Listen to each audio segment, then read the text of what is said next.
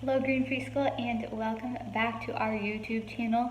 Today we are going to be creating our own treasure map using our house as kind of a path to figure out where your treasure box filled with your treasures that you made are going to be. So let's get started. So for this activity, you really only need three main things. First, you need a Sharpie, a marker. It's best to use a Sharpie. It's permanent and it's waterproof, so it won't come off. Next, you need a piece of paper. It can be any color. I'm choosing to use orange today. And then you'll need a bucket of water so that we can put our paper in it later on. Okay, friends, so the first thing we are going to draw on our map is a compass. A compass helps tell us what direction we're walking. And we have four different main directions, and then a couple directions in between those. So we have north, east, south, and west. So we're going to draw a really simple compass for our map. And I'm going to choose to put it in the top left corner. You can choose to put it somewhere else if you would like.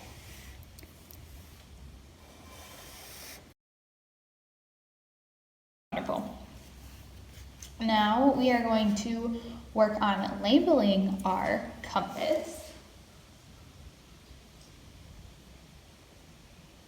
So like I said, we have north. This is east. This is south. And this over here, I'll put it on top, will be west. There we go. Awesome. If you want to label these points as well, these are the ones in between that I was talking about. I'll label them for the video. So this point right here is called northeast because it's in between our north and our east. This point is going to be southeast.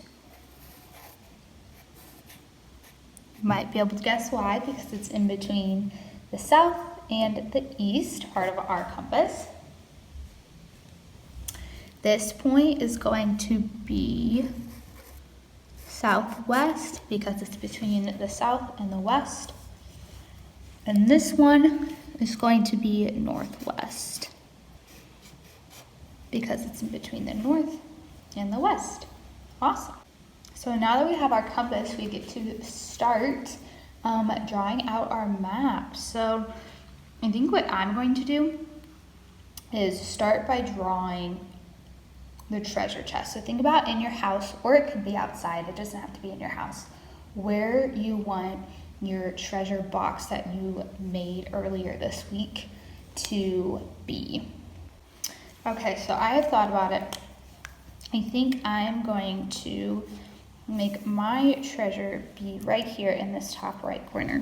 So they always say X marks the spot. So I'm drawing an X to show that this is where my treasure box is going to be. I'm also going to give my treasure map a title. So I'm going to call this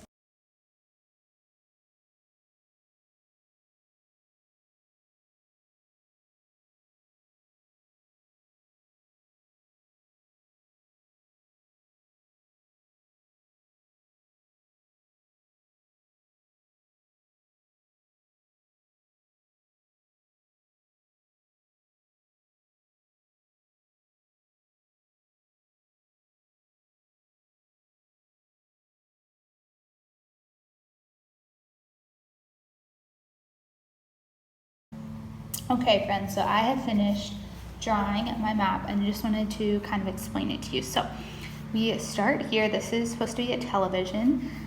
So you start by the TV in our living room. And then my person that does this is going to walk. And then this symbolizes the microwave. And at the microwave, they're going to find the next clue as to where they need to go. And they'll walk. And the next clue is going to say something about my door that leads to outside. We call it our front door. They're not gonna actually end up going outside, but they'll see a note on there. That'll guide them to find the stairs. This is a really bad drawing of my stairs that go upstairs. Then they'll be led to my yoga mat that I have in the upstairs area with our weights we have there. After that, they're going to follow this trail. This is supposed to be my bed, and on my bed there'll be another note. And this is just a book that I always keep by my bed, so I put that there to try to make it easy. And then they will walk and they will find the treasure.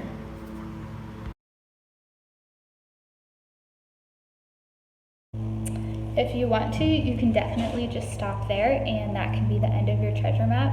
But if you want it to look like maybe people have been using the treasure map a lot lately and it's been used by a lot of different people, you can make it look kind of old. And this is the way you do that. You're gonna first start by taking your paper and crunching it up.